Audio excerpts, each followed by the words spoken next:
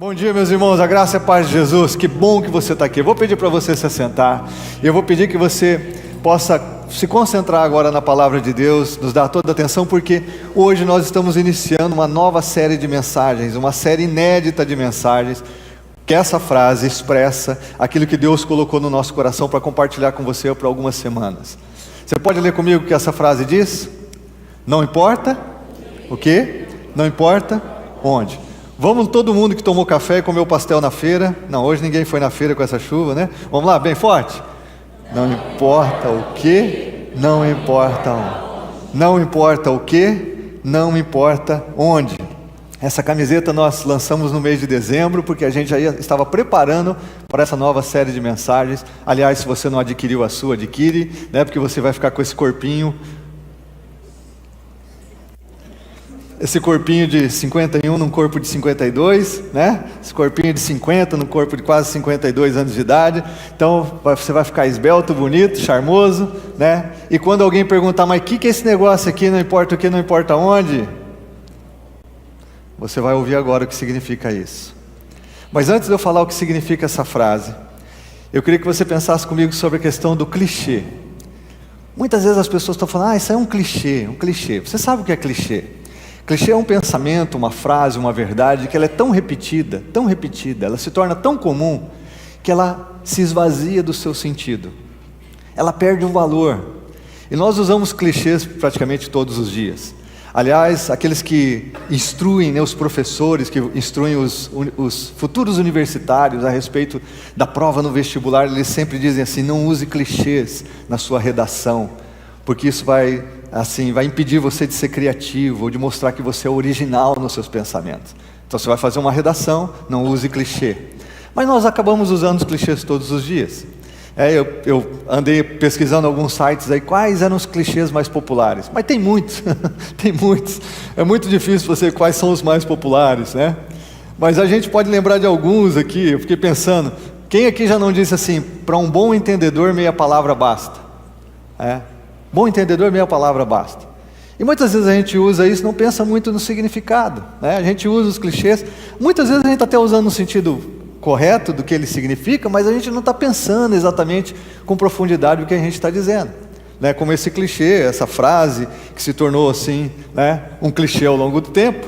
Exatamente, a gente está querendo dizer assim que não é preciso um discurso completo naquilo que eu estou dizendo, que tem alguma coisa na entrelinha que você pode entender. Por isso, para um bom entendedor, minha palavra basta. Quem aqui já não disse assim, de grão em grão, a galinha enche o quê? O papo. De grão em grão, a galinha enche o papo. A gente já falou isso tantas vezes. O que a gente quer dizer com isso? A gente está querendo dizer que você pode chegar a um objetivo, desde que você tome pequenos passos nessa direção, que você pode concretizar seus objetivos. Alguém já usou aqui casa de ferreiro, espeto de pau? Isso eu já vi muitas mulheres falando dos seus maridos. Pastor, meu marido, olha, camarada é marceneiro. Camarada, mas aqui em casa não faz. Ou o cara, meu marido manja tanto disso, mas aqui em casa, pastor. Ou a mulher é costureira, mas em casa ela não faz nada. Então, aqui casa de ferreiro, espeta de pau. Porque às vezes nós não estamos usando nossas habilidades, nossos dons para benefício próprio. Nós estamos usando para outros, mas não usamos para a gente. Quantos clichês, né? E aí tem frases célebres de sábios, né? De pessoas que marcaram a história, como a frase do Shakespeare. Ele diz assim, há mais mistérios entre o céu e a terra do que a vã filosofia, né? Então, aí a gente cita tudo isso, o que isso quer dizer? Há mais mistérios entre o céu e a terra. O que nós estamos querendo dizer quando a gente usa isso que Shakespeare citou na sua obra de Hamlet, do que a vã filosofia? Ou a gente cita Sócrates, só sei que nada sei. Só sei que nada sei. E às vezes a gente usa, né, tem algum pessoal que cita isso numa redação e fala assim, como disse lá, né, Abraham Lincoln, só sei que nada sei. Às vezes a gente não menciona nem a fonte adequadamente, não é verdade?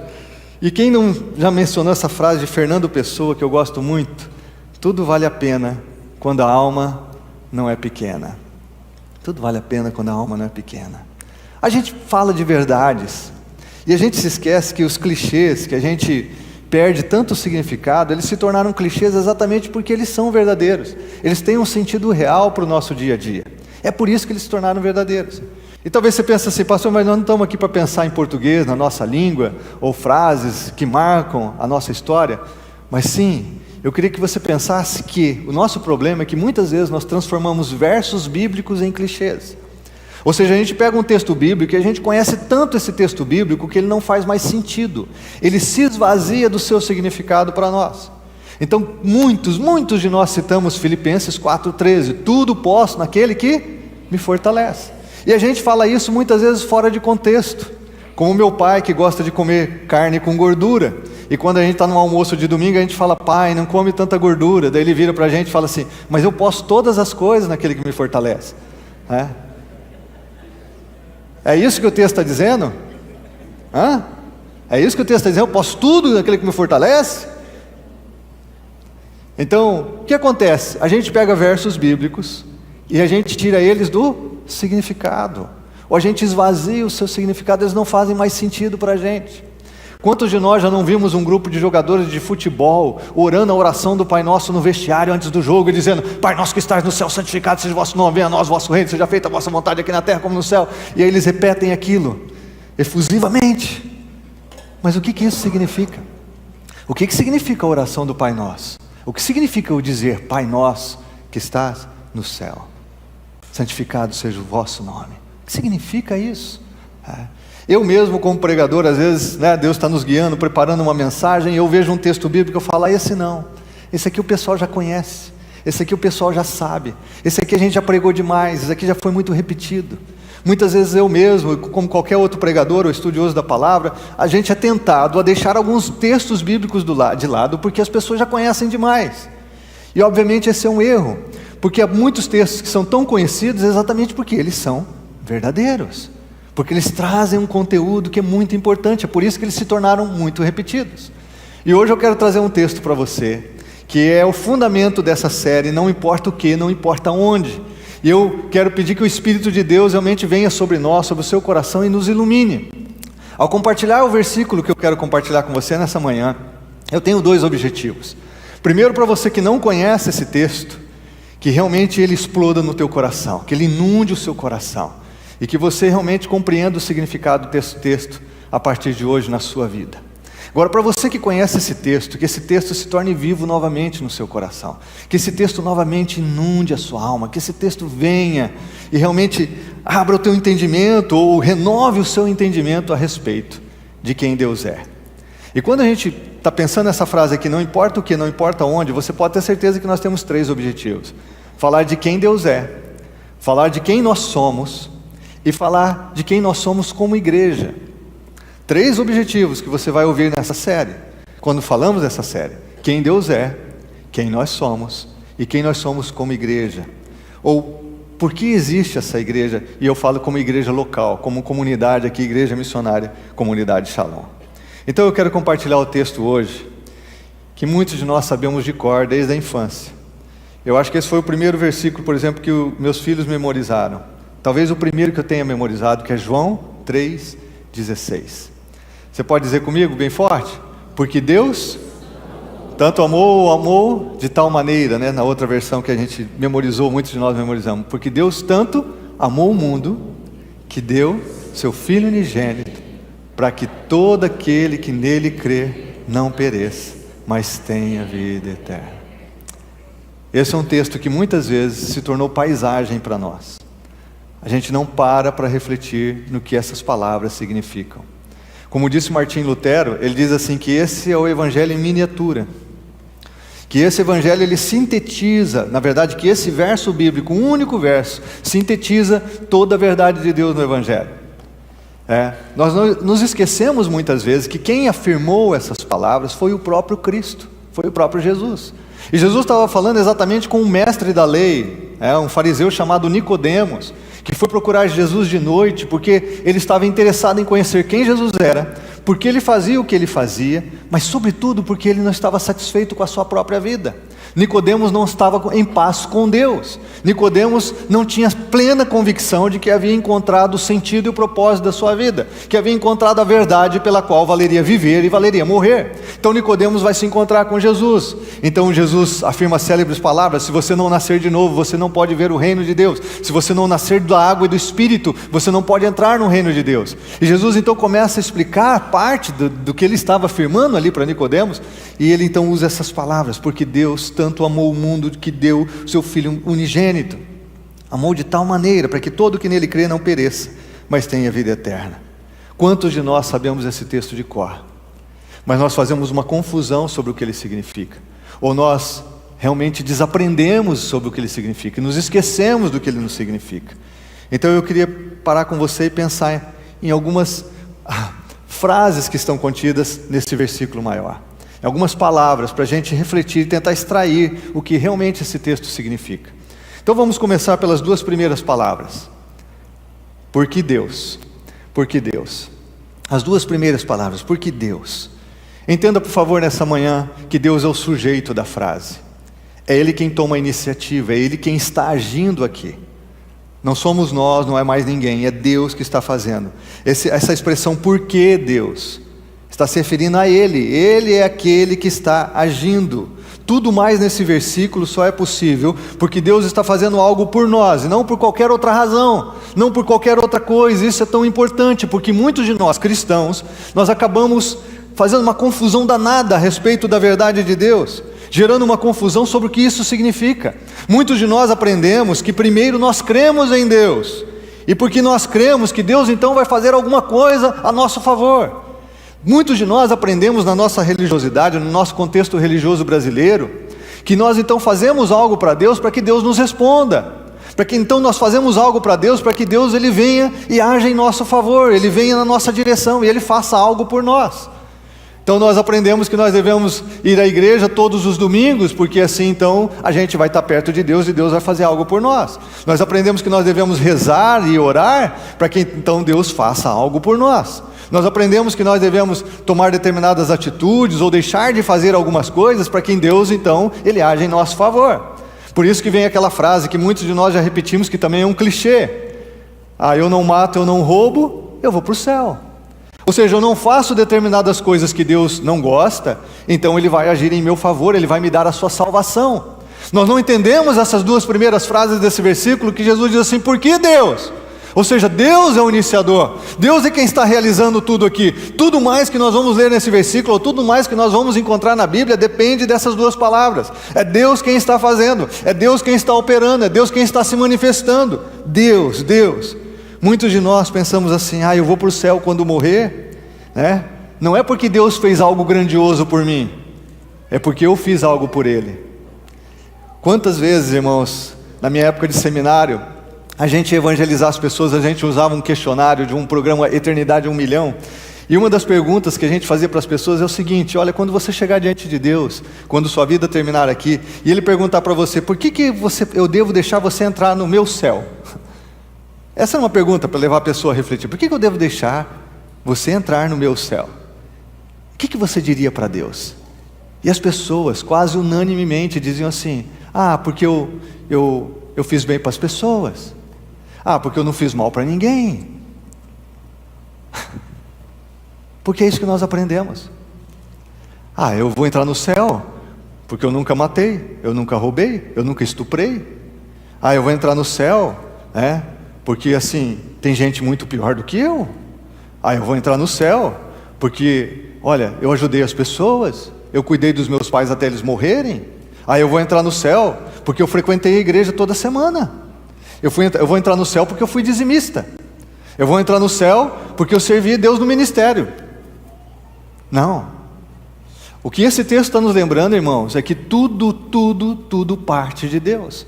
Jesus diz lá em João 15,16: não fostes vós que me escolhestes, eu vos escolhi a vós. Eu escolhi vocês. É Deus sempre o iniciador do relacionamento. Então nós memorizamos esse texto desde criança, mas ao invés de crermos que é porque Deus, nós pensamos que é porque eu. Por que eu? Porque eu leio minha Bíblia todos os dias, porque eu vou à igreja aos domingos, porque eu abandonei os meus pecados, porque eu deixei de fumar, de beber. Deixei de fumar, de beber e de o microfone me atrapalhar no culto.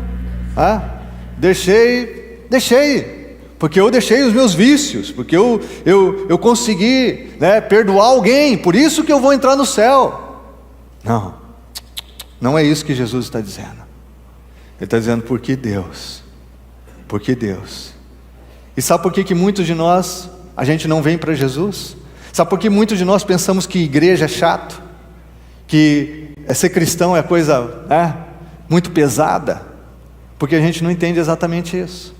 A gente vê o cristianismo como uma religião, e a gente acha que a gente não curte igreja, a gente não curte Jesus, porque a gente vai viver um monte de coisas que a gente tem que se adequar a um padrão para poder então receber o amor dele, que a gente tem que fazer determinadas coisas para que ele nos ame, que a gente tem que ficar agradando. Algumas pessoas têm uma visão de Deus como se ele realmente fosse um narcisista, que a gente tem que agradar ele o tempo todo, né? E que a gente nunca alcança, porque o padrão dele é elevado demais, e que a gente nunca vai chegar onde ele quer, porque nós não compreendemos o que Jesus está dizendo aqui. Por isso que para muitas pessoas a vida cristã é um fardo, a vida cristã é realmente um peso, não tem alegria, porque a gente tem que cumprir determinadas regras, para que esse Deus então nos ame, para que esse Deus então favoreça a gente, para que esse Deus se importe com a gente. Mas não é isso que nós estamos vendo aqui nesse texto. Muitos de nós pensamos em Deus como um professor. Quando a gente estava lá, né, no ensino fundamental, ou mesmo no ensino médio, você fazendo uma prova, e ele só olhando para você, se você não estava colando aquilo que você tinha escrito na carteira, ou escrito no braço, né? E a gente fica pensando naquilo, e aí você vai entregar a prova, e o professor dá uma olhada, e você fica pensando o que o professor vai dizer a teu respeito. Como se Deus estivesse só esperando te examinar, para dizer assim, olha, até que você tem sido um bom marido, mas olha, com teus filhos você está péssimo.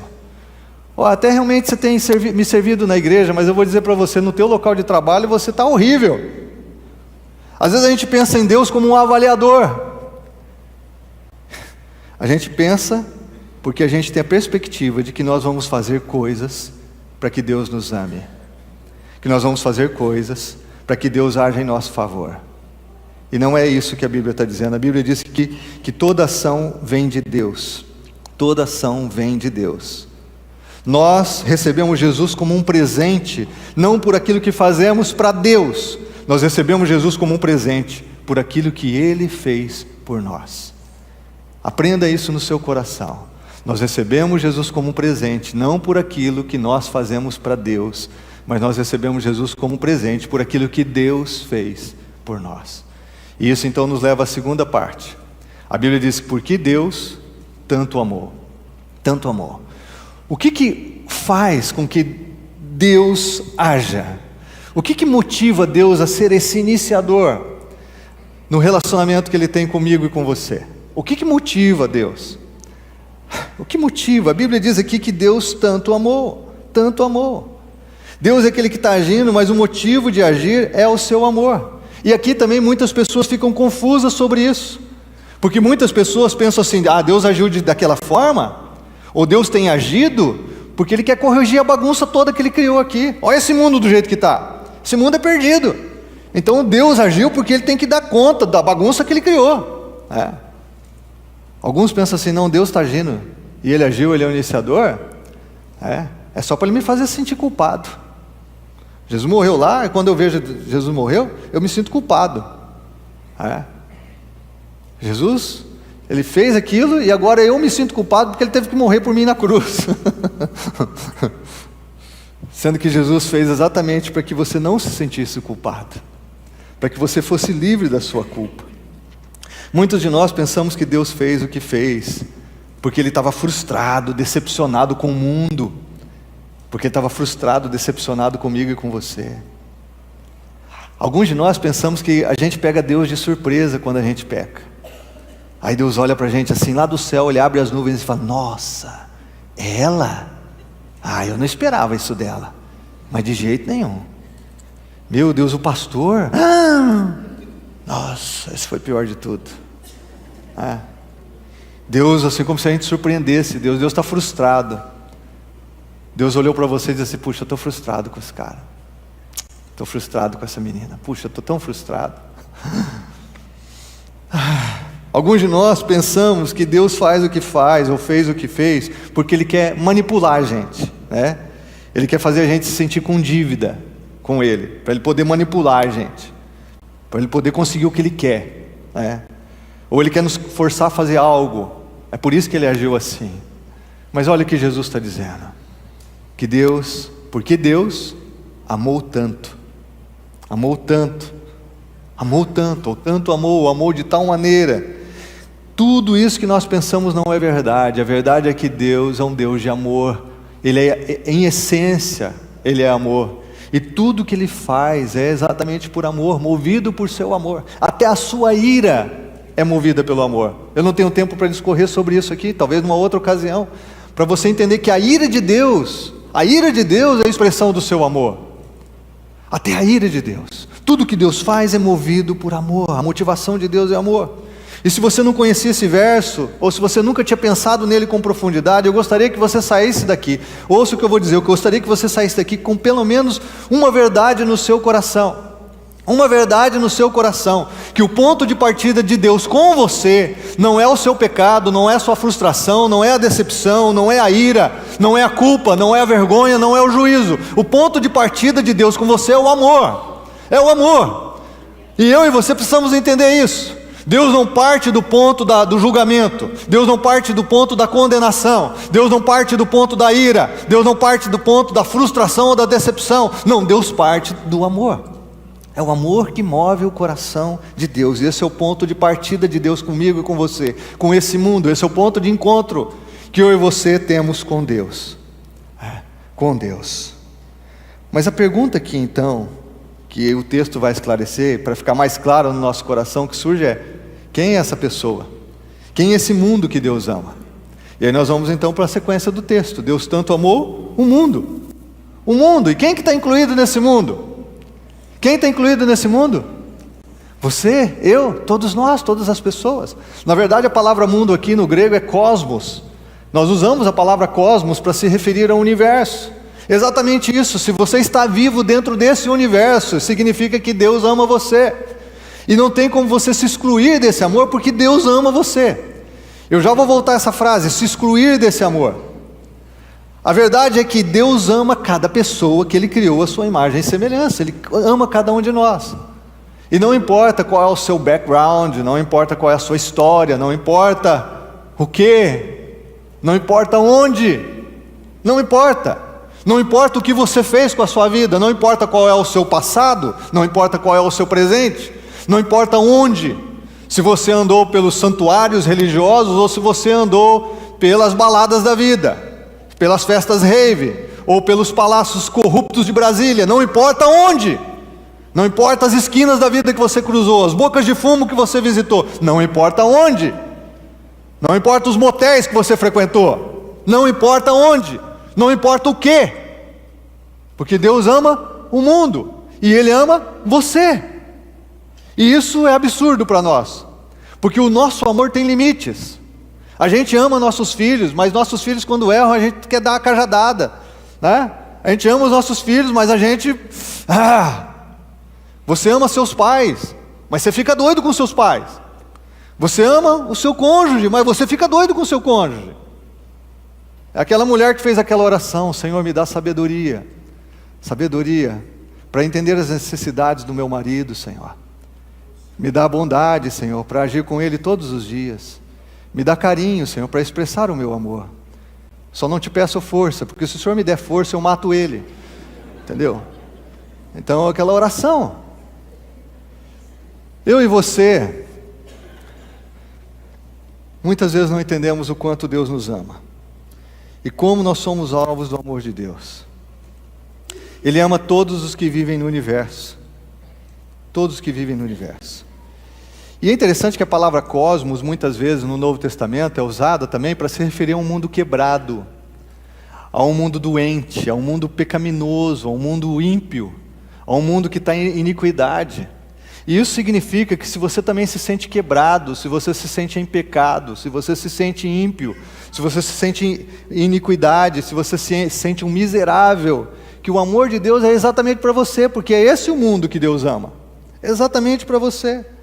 Podemos dizer aqui que Deus realmente ama cada pessoa quebrada, cada pessoa ferida, cada pessoa marcada pelo pecado, manchada na sua corrupção, cada pessoa escravizada, cada pessoa que foi destruída pelo pecado que está nesse mundo. Deus ama e é por isso que Ele agiu. Ele agiu. Nós vimos aqui, Deus tanto amou, e Ele ama o mundo. Um mundo que não responde a Ele positivamente. Um mundo que não abraça o amor de Jesus. Um mundo que se volta contra Jesus. Por isso, quando Ele estava na cruz do Calvário, Ele diz assim: Pai, perdoa-lhes porque eles não sabem o que fazem. Você acha que Jesus estava amando o soldado romano que o pregou na cruz do Calvário? Você acha que Jesus amava aquele soldado que o açoitou fortemente, ponto de tirar pedaços da sua pele?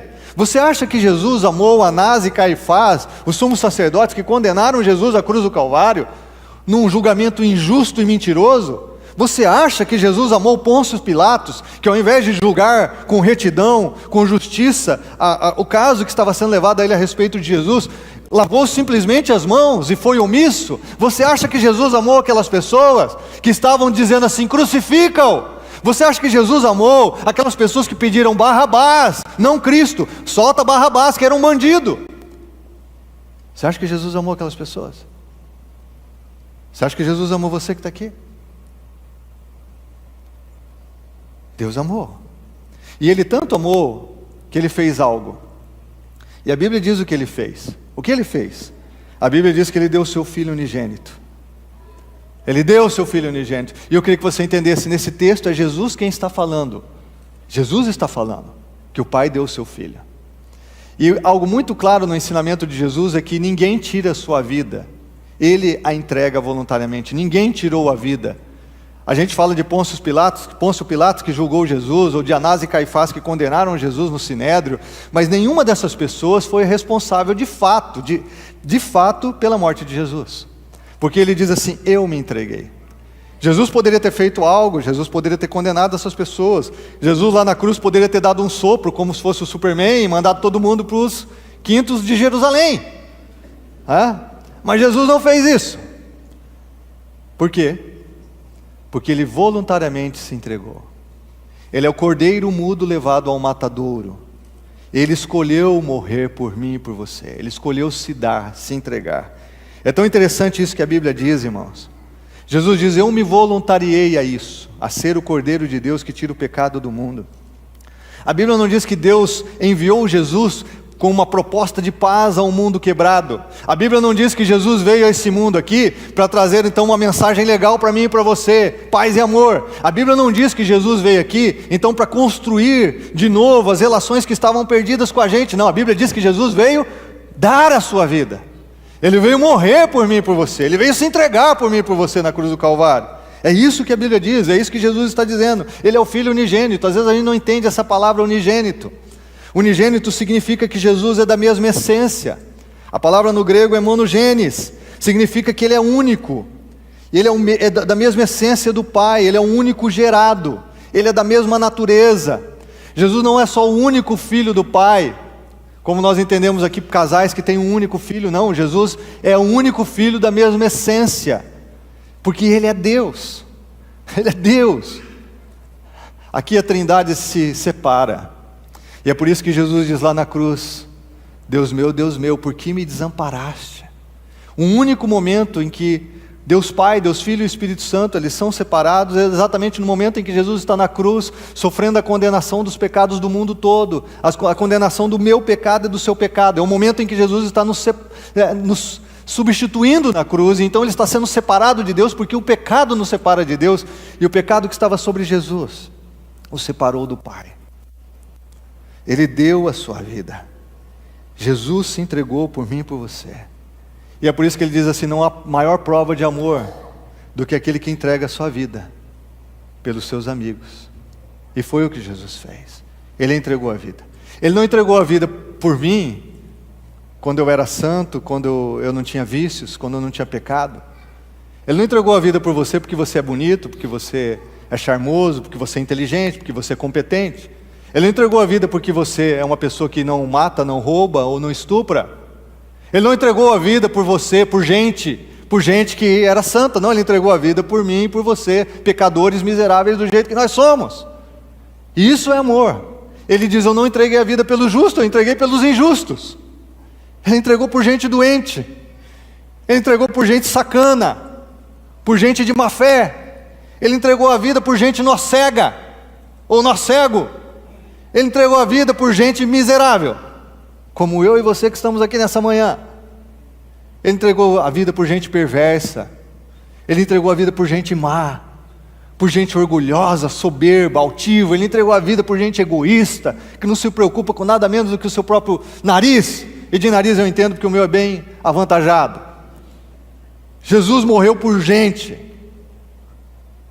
como eu e você.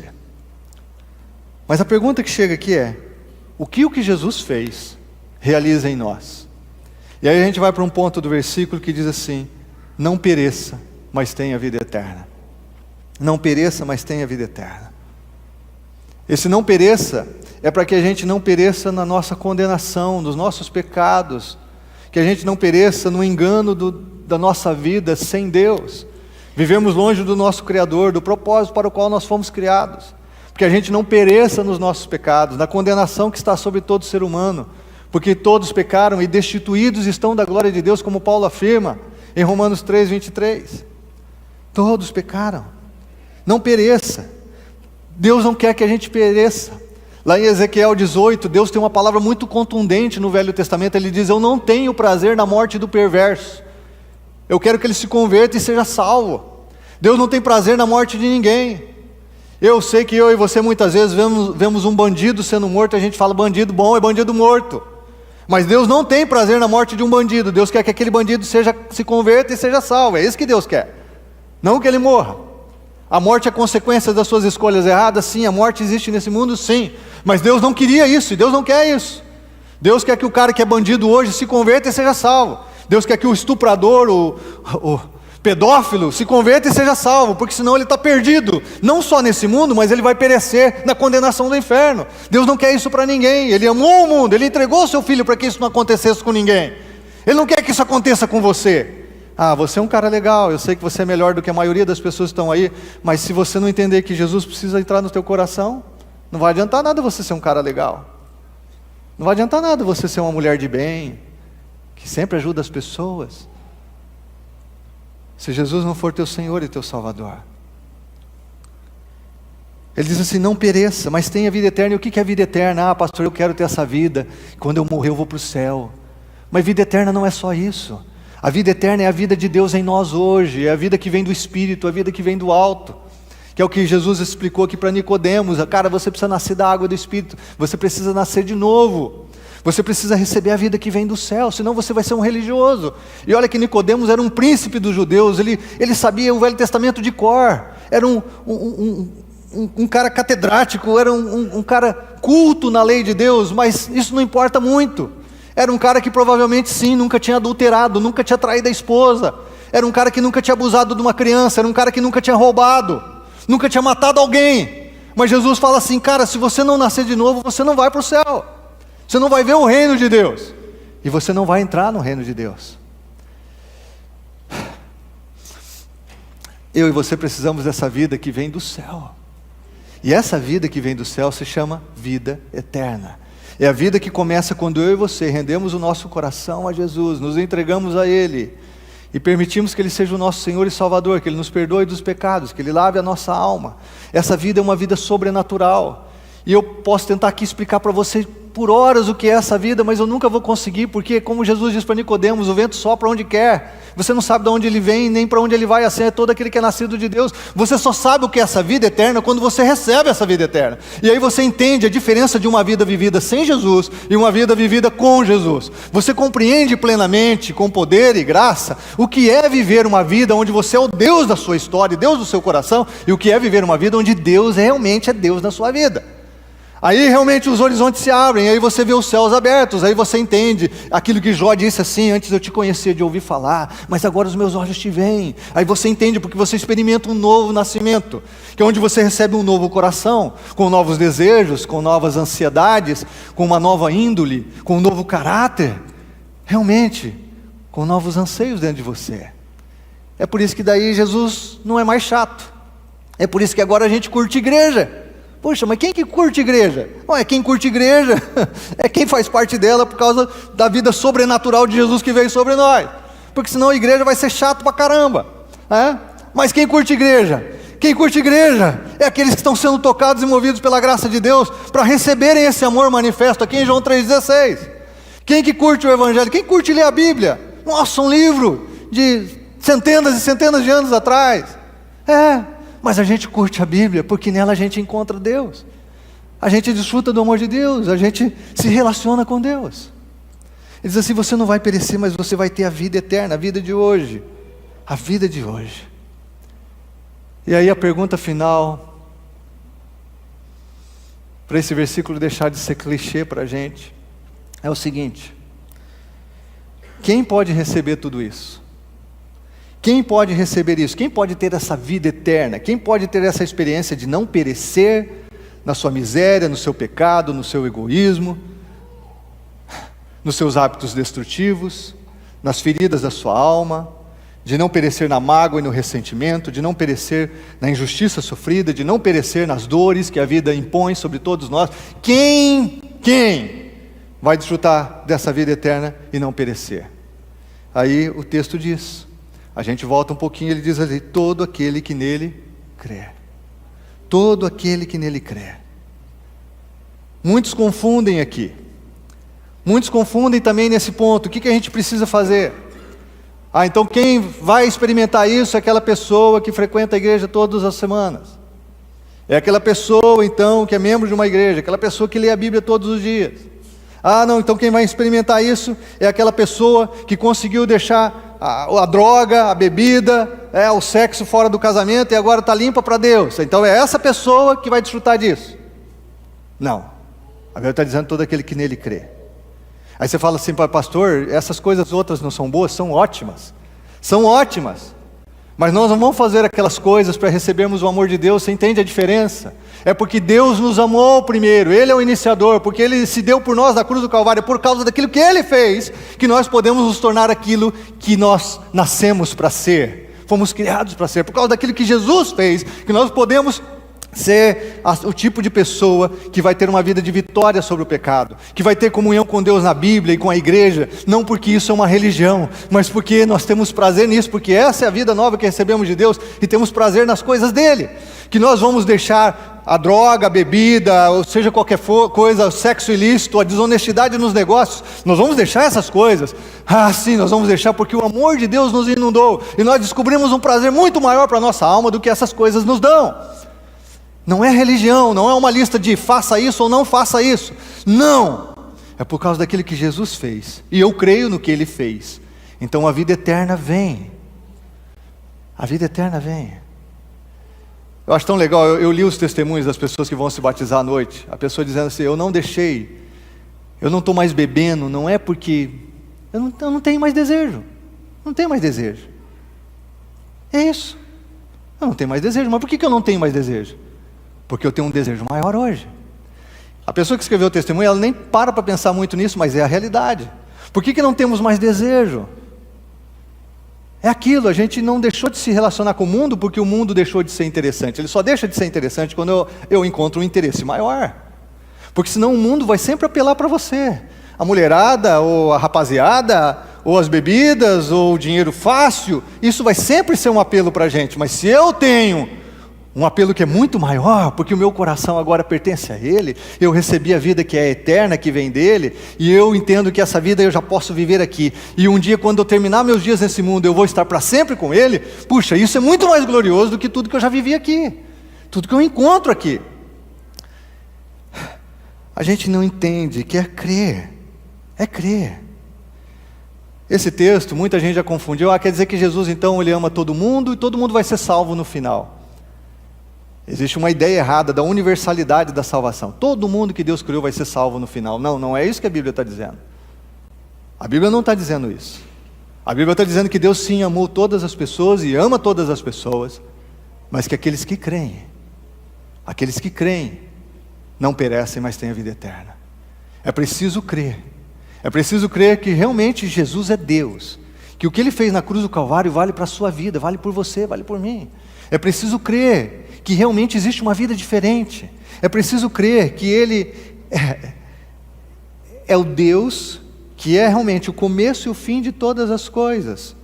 Foi Ele que me criou no início, é Ele que eu vou encontrar no final. É Ele que tem todo o poder nos céus e na terra, que é Jesus a extensão da eternidade. É preciso crer, sim, é preciso crer. E obviamente nós só conseguimos crer por causa da graça preveniente, a graça que vem antes da nossa decisão, preparando o nosso coração, chegando a um ponto de escolha. E muitos de vocês que estão aqui nessa manhã, ou que estão assistindo agora, você está nesse ponto de escolha. Você tem curtido alguma coisa da igreja, alguns de vocês têm chegado aqui, poxa, até gosto de ouvir as canções, eu gosto até da palavra do pastor, eu gosto de rever os amigos aqui, tudo bem, isso é legal, mas isso não vai de nenhuma forma trazer a você vida eterna. Você pode gostar do programa da igreja aqui até o fim da tua vida, isso não vai levar você para o céu.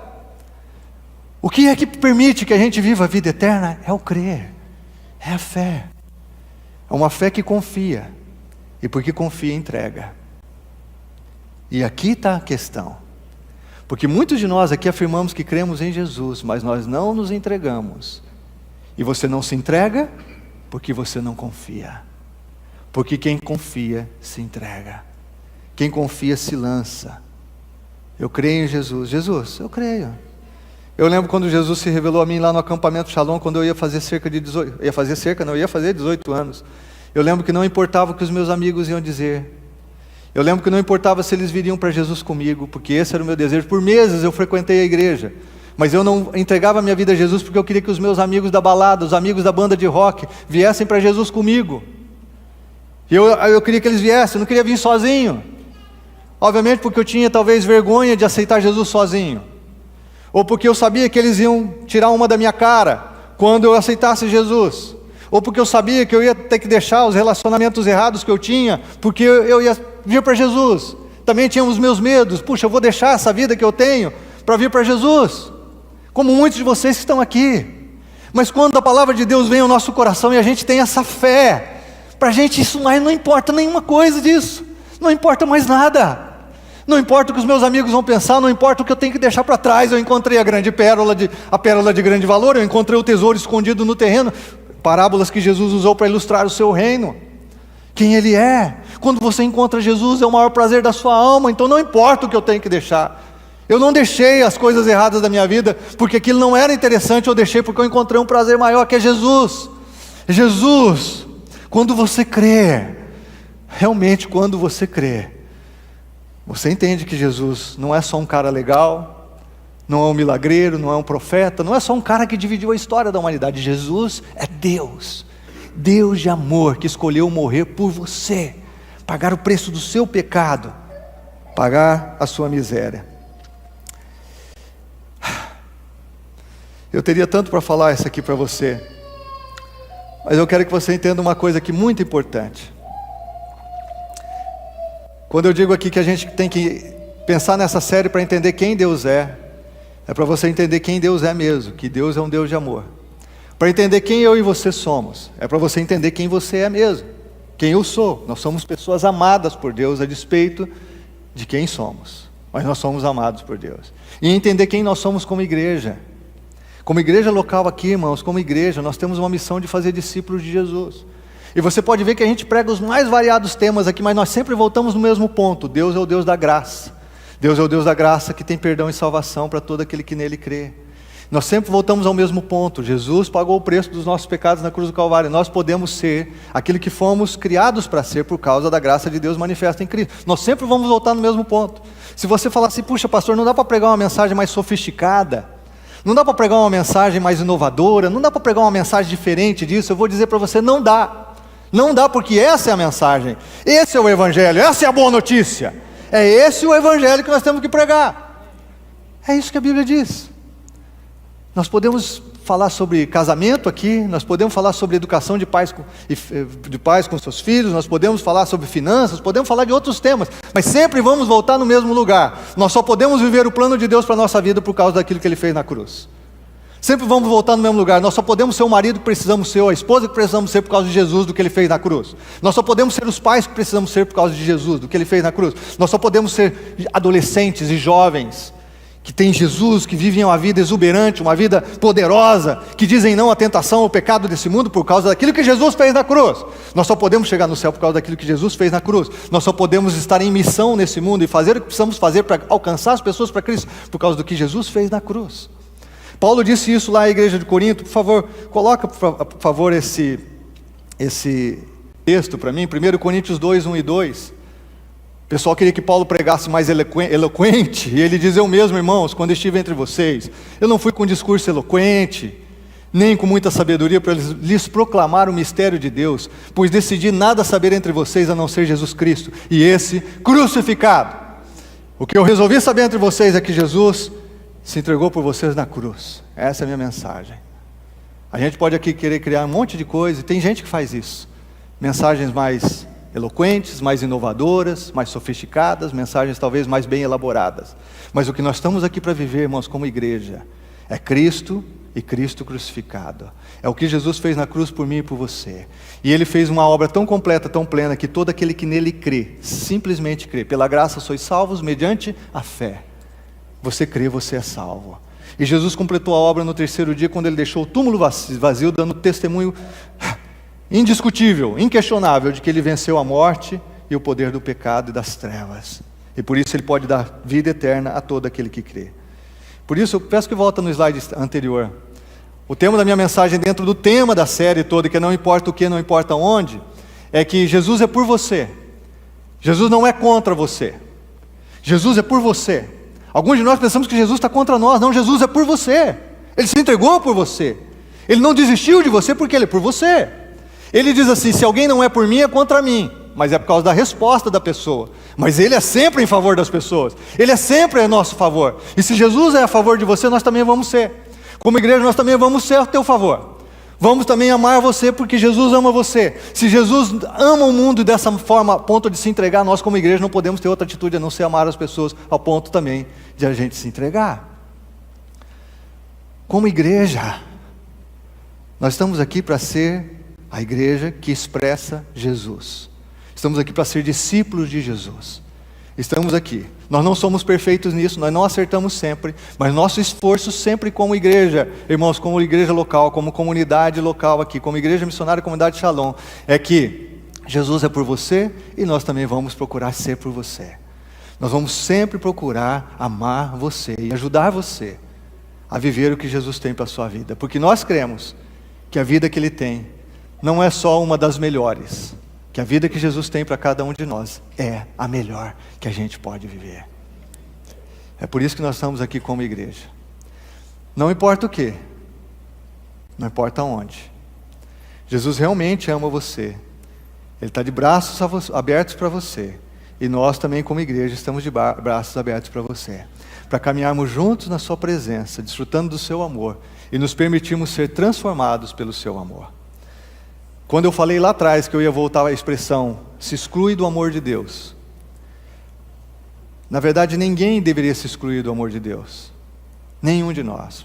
Nenhum de nós deveríamos falar assim: eu pequei demais, eu sou vida torta mesmo, eu não tenho jeito. Nenhum de nós. Porque Deus amou o mundo. Mas é verdade que o amor de Deus, tão grande como é, Ele não pode alcançar o coração daquele que se exclui. Ele não tem como alcançar o coração daquele que não crê, apesar de todo o amor que Ele tem. Por isso eu queria convidar você nessa manhã a render seu coração a Jesus, a crer nele, para que todo esse amor de Deus seja por você e seja para você. E você que já rendeu seu coração a Jesus, que você mergulhe nesse amor, que você se inunde desse amor, que ele seja renovado na tua vida nessa manhã. Esse amor que desconheceu limites, barreiras, fronteiras.